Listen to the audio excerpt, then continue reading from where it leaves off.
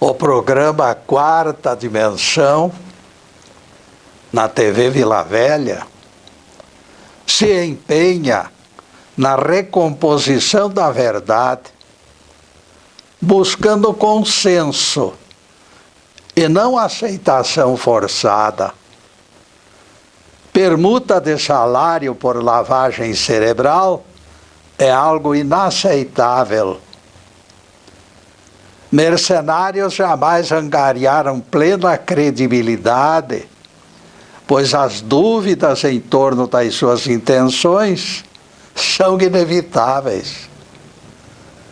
Alguém interroga: quanto você ganha para divulgar este arsenal imenso de doutrinas inexplicáveis?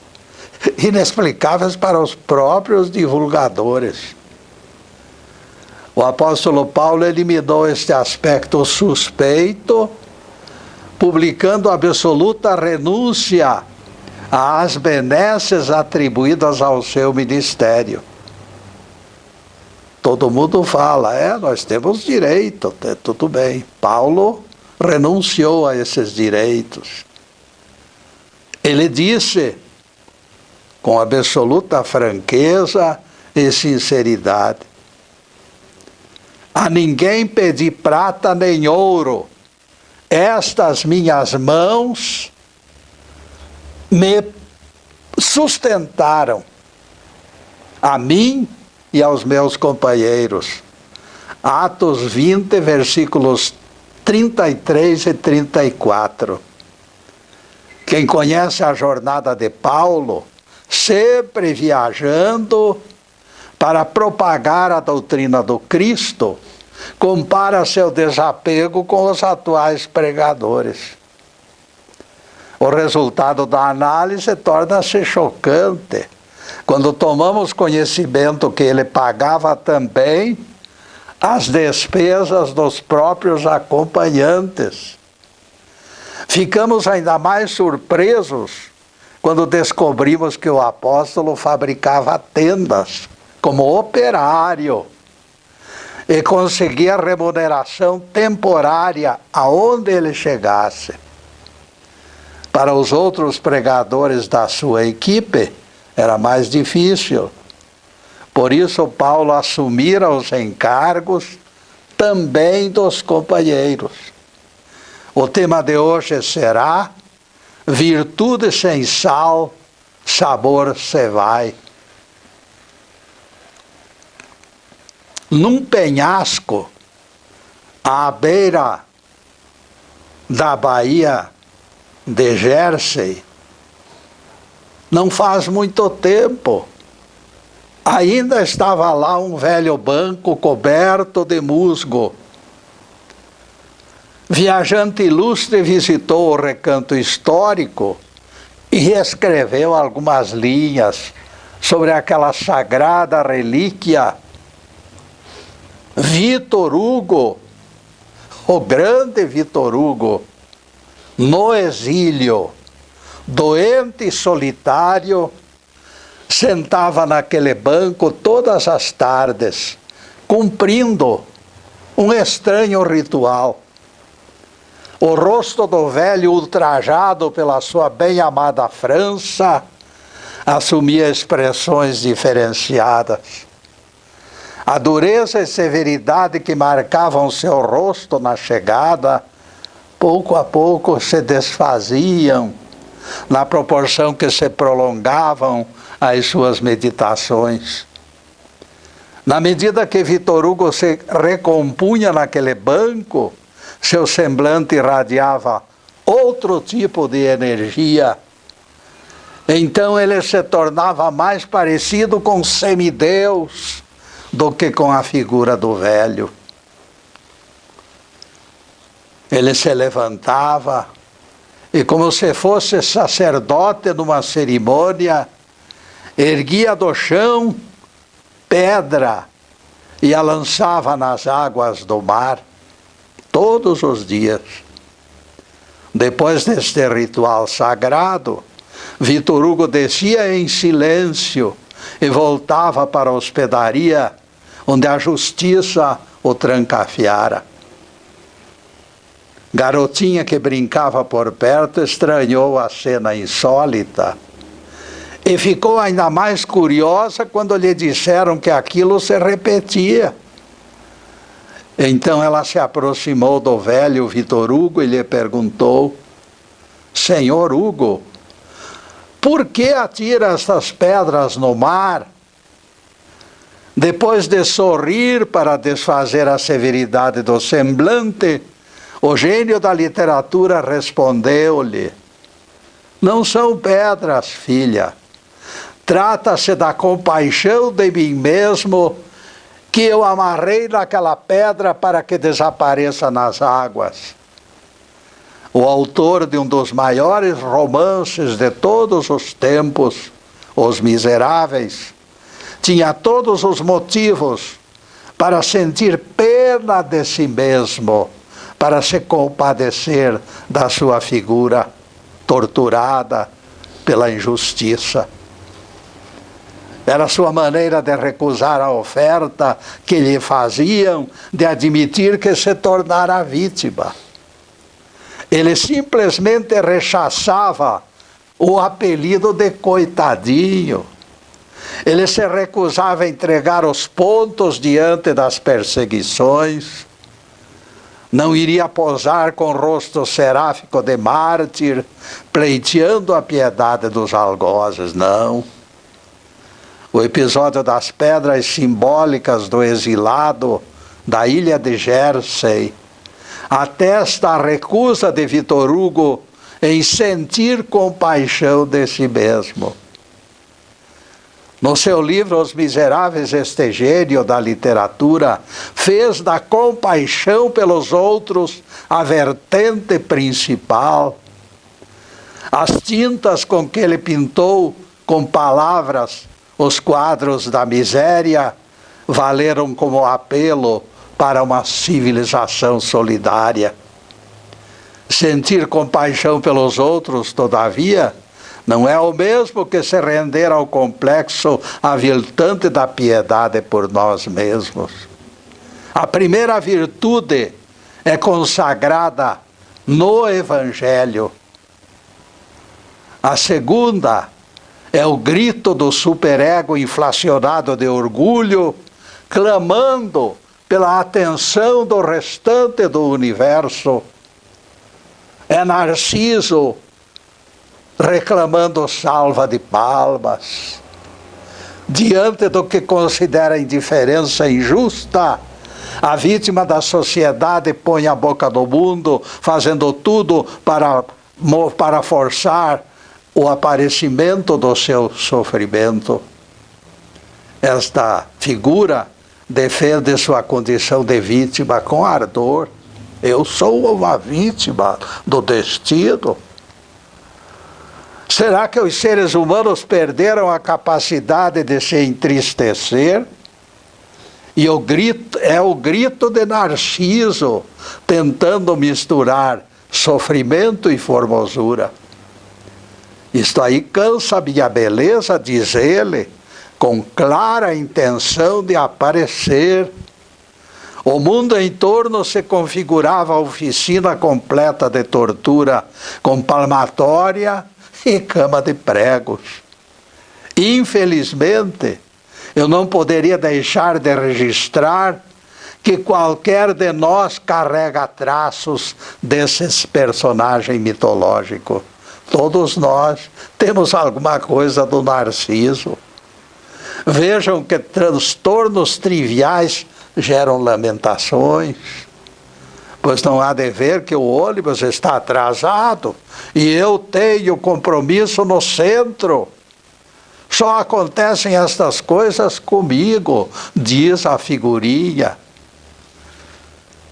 Outro baseado no mesmo ritmo, na mesma direção, faz eco ao queixumeiro, rompendo o silêncio com uma tirada de gênio. Se eu colocasse uma fábrica de chapéus, dali para diante todos nasceriam sem cabeça. O anúncio de alguém azarado é recebido com satisfação, porque todo mundo participa. Aquele sujeito maldizente esquece as coisas boas recebidas do Pai Celestial e se concentra apenas nas provações. E ele profere a queixa, apresentando cara sofrida, digna de ator de novela. Oh, meu Deus, como eu sou infeliz! Seus olhos servem apenas para enxergar o lado escuro. O Evangelho nos conta que Jesus, antes de acontecer, pela visão profética, fazia questão de informar os discípulos de que seria crucificado e morto.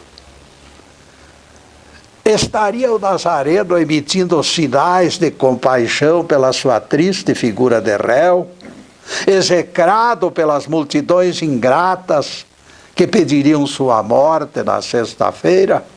Não, meus amigos. Jesus não estava compadecido de si mesmo. O final da frase fala de ressuscitado no terceiro dia.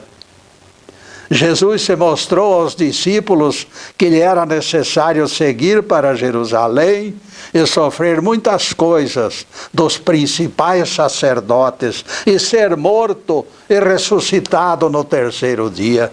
Mateus 16, versículo 21. Sempre existirá algo produzido por Deus para compensar eventuais prejuízos. No caso de Jesus, este algo era a ressurreição no terceiro dia. O Mestre entregou aos discípulos a resenha completa: flagelação, abandono do próprio Jeová e a morte na cruz, e aqueles pregos atravessando sua mão. O apóstolo Simão Pedro, por exemplo, só enxergou esta primeira parte.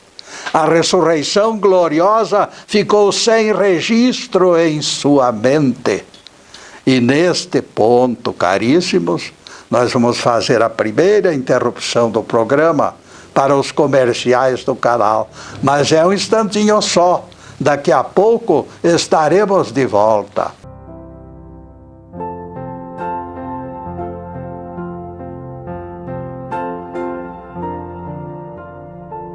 E já estamos no segundo bloco do programa Quarta Dimensão.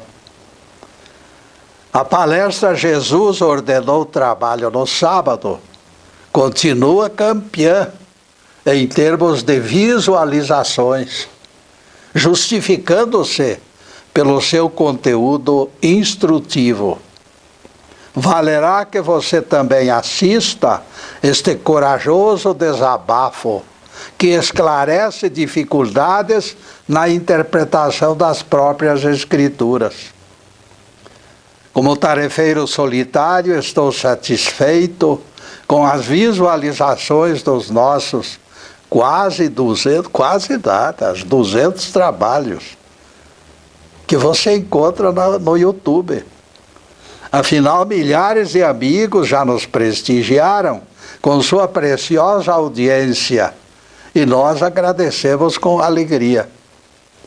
O importante é que os acessos continuam crescendo. O conteúdo deste horário é gravado nos estúdios Fernando Martins e palestras anteriores podem ser assistidas e as outras podem ser encontradas no Facebook Live TV Ponta Grossa. E agora voltaremos ao tema: virtude sem sal, sabor se vai. Foi nesta altura do campeonato que o apóstolo Pedro resolveu persuadir Jesus a sentir pena de si mesmo. Ele queria retirar da intenção de Jesus aquele sal maravilhoso que temperava a sua vida e as suas palavras. E o apóstolo Simão Barjonas disse ao mestre: tem compaixão de ti, Senhor. Isto de modo algum deverá acontecer. Mateus 16, versículo 22. Palavras de Pedro. Atrevido este apóstolo. Na cabeça dele, distraído, toda a expectativa funesta falava de injustiça e de fracasso. Ele não olhava o outro lado. Ao contrário da mente do Nazareno, gerando júbilo no seu coração, só existia louvor e gratidão a Deus. Também pela cruz, também pelos açoites, também pela coroa de espinhos. Os discípulos de Emaús escutariam este cântico. Porventura não convinha que o Cristo padecesse para entrar na sua glória? Lucas 14, versículo 26. Na mente conturbada de Pedro, contudo, só cabiam queixas e manifestações de desagrado. O fato é que Jesus não podia morrer, segundo a opinião de Simão Pedro. Jesus não devia morrer e ponto final. Afinal, de que valeram aqueles anos todos de sacrifícios? Pedro não entendia que a crucificação consagraria o Mestre como Cristo do planeta Terra. E aqui se configura a dificuldade difícil de administrar. Alguém do céu, obrigado a descer ao inferno do nosso mundo e ser crucificado para se transformar em nosso advogado perante Deus. O pescador do mar da Galileia não tinha alcance para configurar este imbróglio. Mais difícil ainda, aceitar a cruz e todos os sofrimentos. Para o apóstolo Simão Pedro, era demais, era muito sofrimento, muita luta. Aquilo excedia tudo que ele aprendera no mundo carnal, no mundo das vantagens, no mundo das competições. Não adiantava espernear, porém. O contrário de consagração do nosso Cristo tinha que ser lavado no sangue do Cordeiro. Isso não é inédito. Em todos os planetas habitados acontece a mesma coisa. Não sou eu quem diz, meus amigos. Está escrito em Apocalipse. E todos os habitantes da terra adoraram a besta. Aqueles que adoraram a besta, e quase a maioria tem adorado. Aqueles que não estão inscritos no livro do Cordeiro, que foi imolado desde o princípio do mundo. O Cordeiro, o Cristo é Cordeiro, é sinônimo. O Cordeiro foi imolado desde o princípio do mundo. Desde que o universo surgiu, os Cristos são feitos através do sofrimento e executados pelos maldosos, pessoas daquele planeta. Apocalipse 13, versículo 8.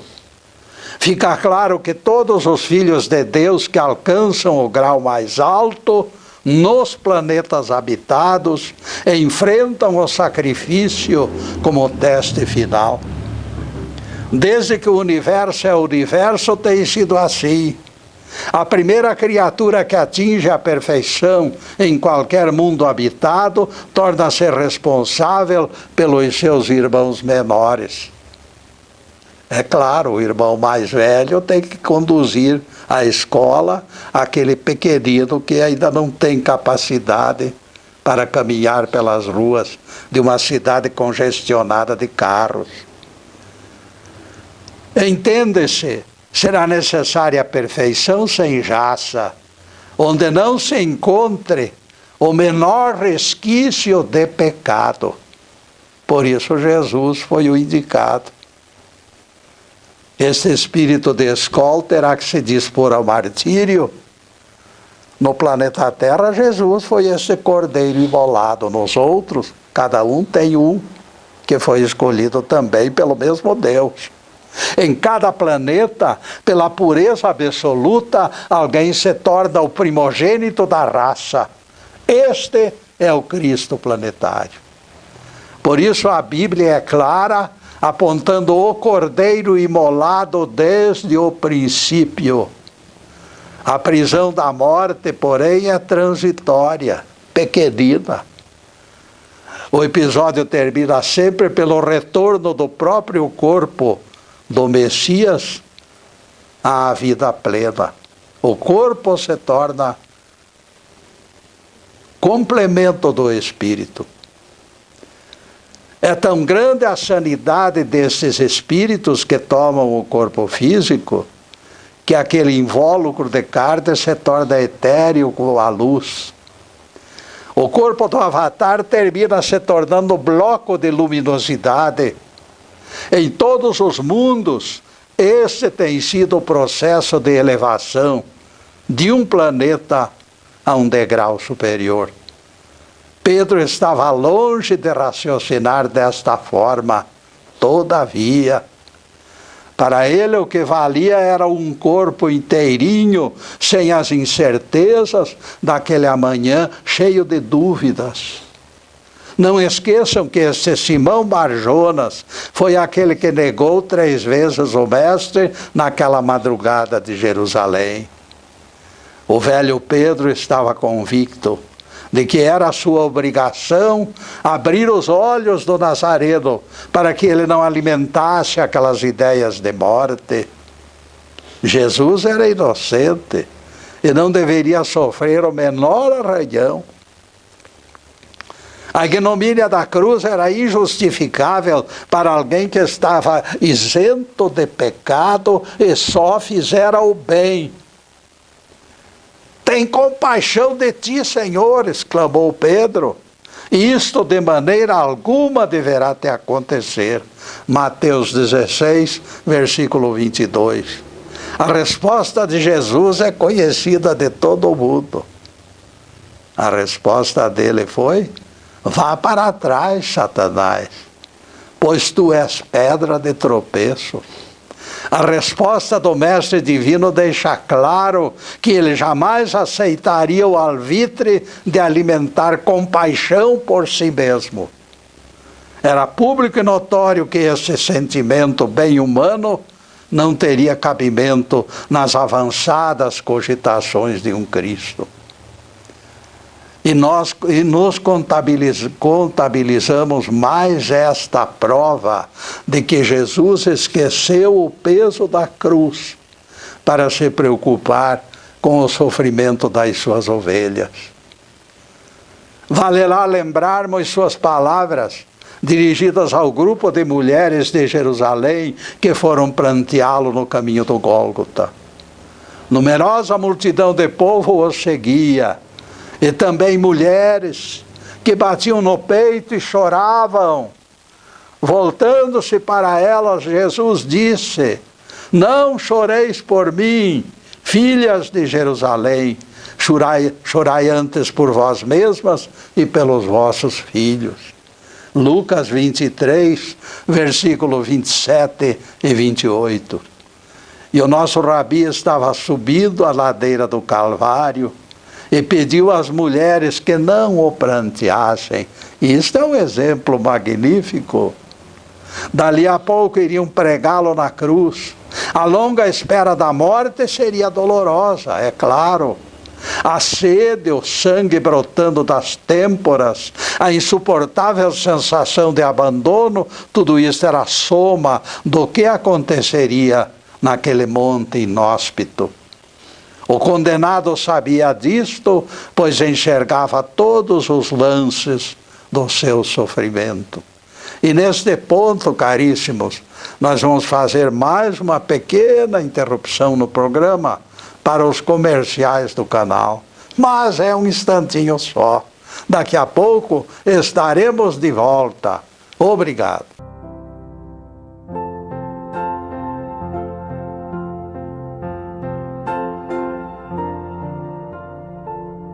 Estamos retornando com o programa Quarta Dimensão, terceiro bloco. Será oportuno refletir sobre a violência crescente, especialmente aqui no Brasil. Desde nosso primeiro programa, no rádio ainda, lá na Rádio Central do Paraná, nos meados de 1956, nunca cessamos de advertir. Davi perdeu o sal da mocidade idealista e se tornou violento e cruel. Vale denunciar que pregadores promovem espírito agressivo, endeusando Davi. É aquela advertência do tema de hoje, sobre a virtude que perde o sal. Entregar outra face na libertadora lição de Jesus tem sido questionada por adoradores do rei Davi, endeusado pela morte de Golias. A justificativa deles para o assassinato de Golias foram as palavras desafiantes contra Jeová. Eles esqueceram as palavras do nosso Cristo, que toda a vida mandou orar pelos inimigos. Esta frase de Jesus, orar pelos inimigos, se tornou menos lembrada do que Golias morto. Mas eles não se emendam, não adianta. Podem pregar aí 300 anos, que tudo ficará na mesma, porque Davi é um exemplo para essa mocidade, coitadinho. Os exemplos magnânimos do Nazareno, 2000 anos depois, ainda não abriram os corações de doutrinadores bastante, evidentemente, bastante sem lógica nenhuma. Vejam só, meus amigos, aqui mesmo no Brasil, nós assistimos à saga de Rondon, na grande cruzada de emancipação dos povos indígenas. O lema desses profanos idealistas era: morrer sim, matar nunca. Eu já escutei discurso de pregador famoso condenando o aborto hoje, e no dia seguinte elogiando Davi pela morte de Golias. Vejam a falta de coerência, percebam. Jesus parece solitário na divulgação da não violência, quando os próprios intérpretes dos evangelhos falam de amor e exaltam violência. Será sempre difícil convencer lobos vestidos de ovelhas. E agora a continuidade do tema de hoje: virtude sem sal, sabor se vai. Apesar de informado em visão profética o quanto iria sofrer, Jesus se volta para as chorosas filhas de Jerusalém, dizendo-lhe: não choreis por mim, chorai antes por vós mesmas e pelos vossos filhos. O nosso rabi esquecia dele mesmo para lembrar os outros. Se ele, o mestre, procedeu desta forma, fica reconhecida a maneira acertada de agir. Por isso será sempre importante batermos nesta tecla. Deus prefere os que se compadecem dos outros, mas se compadecem de coração e não de palavra fingida. Egoísta e desventurado é aquele que se intitula palmatória do universo. Ele é o único sofredor dentro da terra e do mundo e do universo inteiro. Não existe ser humano que mereça mais piedade do que o triste carregador de fardos, que se exibe em muro de lamentações. Para este infeliz, as suas dores e problemas constituem o centro estratégico de toda a terra. Quantas vezes o médico escuta em seu consultório este grito, reclamando socorro: doutor, eu não estou bem, encontro-me com os nervos arrebentados, porque tudo o que existe de pior está me acontecendo. Sempre eu, numa interminável ladainha de queixas, muitas delas completamente irreais. É o ego ferido e maltratado do egoísmo, levado ao paroxismo de uma incontrolável pena de sua própria pessoa. Na opinião sempre respeitável do professor Jung, terço das pessoas que procuram clínicas sofrem efeitos da compaixão de si mesmas. A dúvida e a insegurança, grandes adversárias do progresso do espírito, nascem destas sombras da pena em causa própria. De tanto martelar palavras de comiseração, alguma doença nervosa se instala sorrateiramente, sem que a própria pessoa perceba. Quando a tecla das apreensões é usada em excesso, o que era virtual se corporifica e se realiza.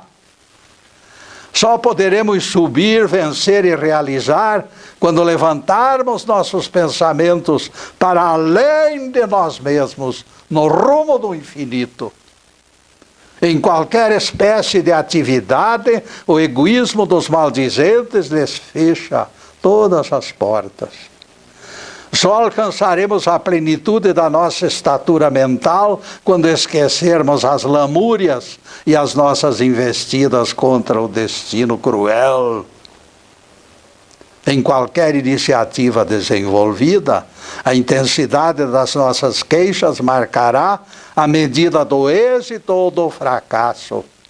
Acatando o propósito de não mais protestarmos contra as circunstâncias, aprenderemos a usar as adversidades em nosso favor. Cabe aqui pergunta: você já pensou por que o Pai das Alturas permitiu que você sofresse aquele determinado aborrecimento? Pequena história será oportuna, meus caros. 2 aventureiros, Zacur e Anatólio, viajavam pelas regiões montanhosas do Afeganistão. Imagine, lá longe, registrando os costumes daquela gente. Eles eram jornalistas. Encontrando-se numa região remota, de repente foram atacados por assaltantes, que os carregaram para dentro de uma caverna.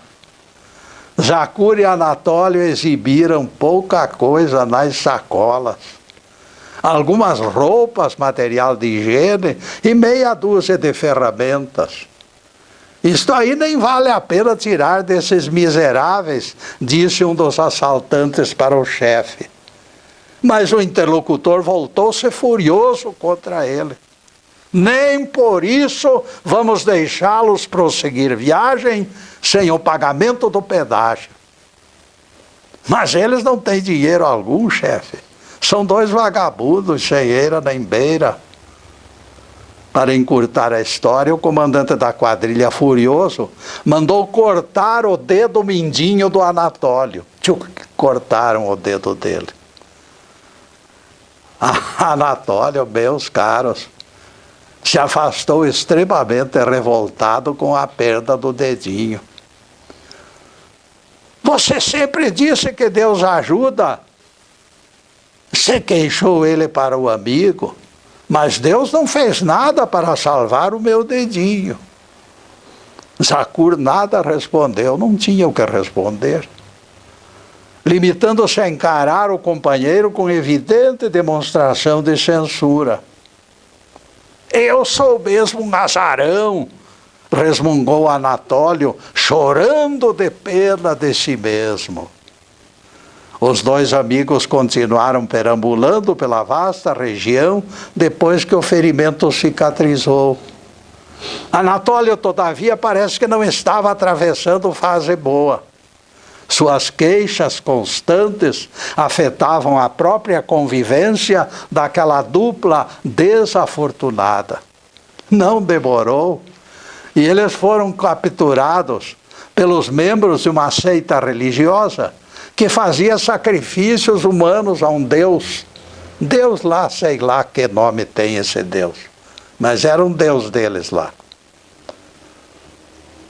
Imagine a camisa de 11 varas em que se meteram os dois. Aquela seita fazia sacrifícios humanos. E a situação ficou ainda mais complicada. O dedinho se fora, mas esses agora queriam o corpo inteiro para lançar na fogueira. Zacur foi descartado por não ter o perfil exigido pelos estatutos da seita, mas Anatólio foi encaminhado para os retoques finais. Anatólio percebeu que o seu destino era ser queimado na fogueira, em louvor daquela estranha entidade. As suas cinzas ficariam no altar durante ano, para que o Deus favorecesse as colheitas. O sacerdote mais categorizado da seita, porém, dali a pouco deu um grito e apontou a mão de Anatólio com apenas 4 dedos. Maldição! Gritou o sacerdote, bastante aborrecido. Com apenas 4 dedos na mão direita, esse não serve para o sacrifício. Será preciso arranjar alguém completa, senão Deus, aquele Deus deles, poderia ficar irritado. E Anatólio e Zacur foram colocados em liberdade, caríssimos. E nesse ponto, caríssimos, nós vamos fazer mais uma pequena interrupção no programa para os comerciais do canal. Mas é um instantinho só. Daqui a pouco estaremos de volta.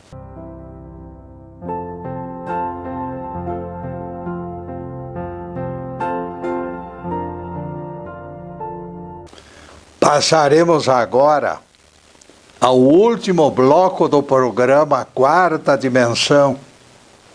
Anotem na agenda. Toda semana nós temos um dia de encontro. Para a próxima sexta-feira já estamos preparando novos assuntos para explicar Bíblia e especialmente Evangelho. Em seguida, os últimos questionamentos sobre o assunto em estudo. Virtude sem sal, sabor se vai.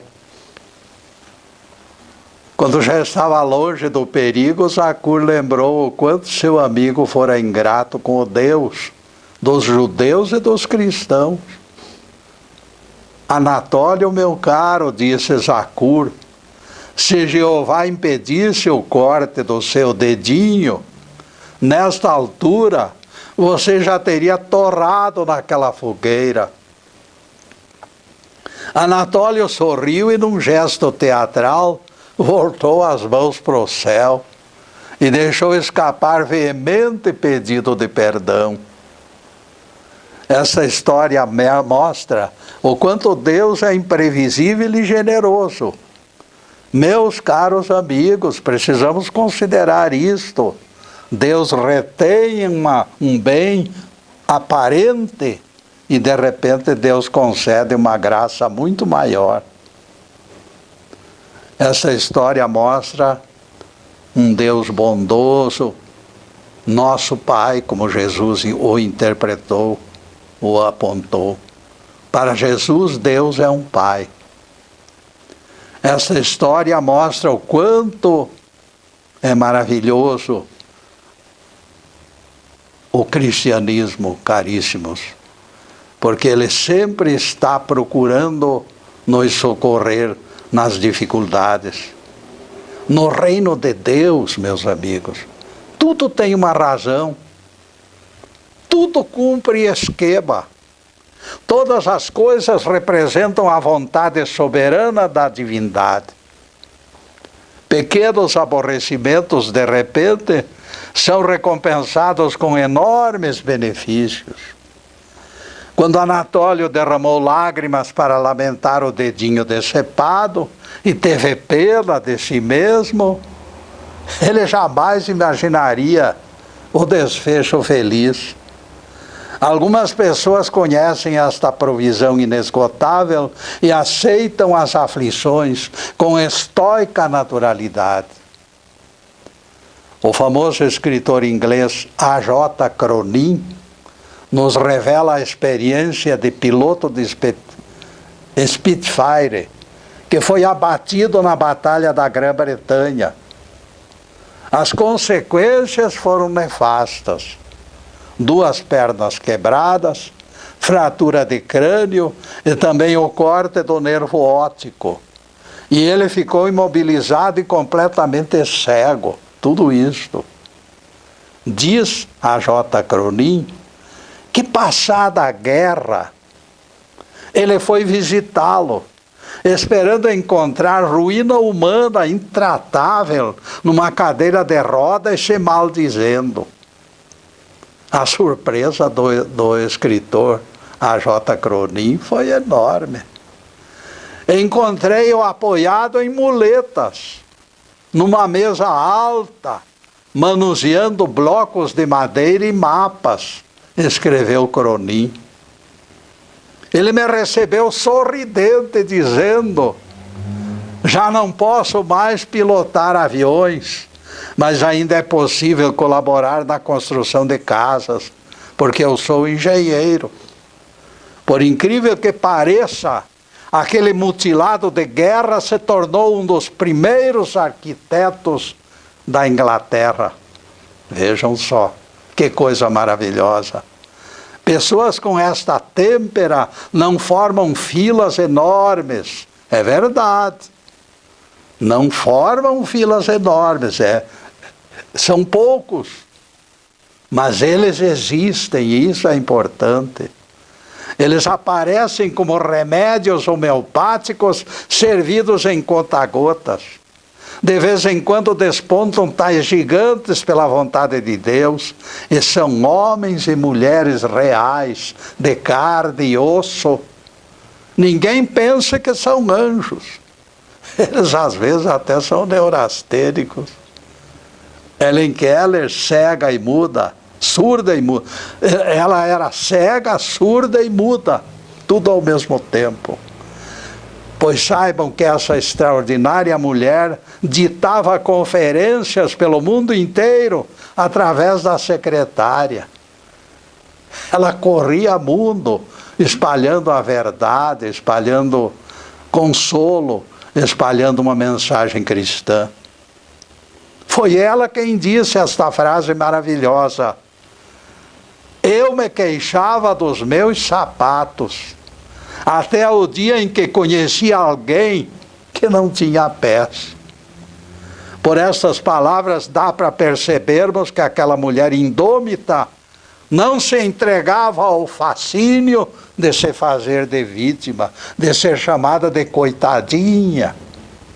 Com todas as deficiências, Helen Keller se tornou das mais eminentes figuras do mundo contemporâneo. O século passado está cheio de lembranças dessa mulher. Robert Louis Stevenson, devastado pela tuberculose, foi gigante na literatura e na recusa de esmorecer. Padre Damião, morrendo de lepra, num tempo em que não havia cura, se recusou a se afastar do seu posto de ajuda aos leprosos. Essas figuras, ao lado de tantos anônimos que não esmorecem, mostram que é possível vencer o impulso de se fechar na prisão do eu. Aquele velho provérbio grego talvez seja um retrato perfeito. Conforme pensa o homem, Assim Ele é. É muito fácil pensar errado, não somente em relação às dificuldades maiores, mas também relativamente aos nossos tropeços naturais. Natalino Piagentini viajou de Atenas para Londres, com ligeira passagem pela cidade de Paris. Os negócios o perturbavam naqueles dias e ele se encontrava ligeiramente agitado. Todos os seus projetos já deveriam ter sido resolvidos ontem. Não havia espaço para perda de tempo.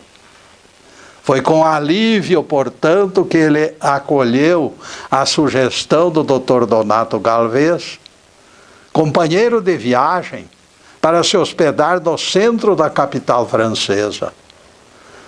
Foi ótima aquela informação pela economia de tempo, na busca de algo não experimentado. Os dois chegaram juntos ao hotel e se tornaram amicíssimos. No momento em que se encaminhavam para o registro, eles quase foram pisoteados por grupo de turistas alemães, eufóricos e cantantes. Eram camponeses com mangas de camisa, dançando nos corredores, gritando numa aleluia incessante. Mais tarde, na sala de jantar, outra vez eles retardaram intoleravelmente o serviço dos atendentes.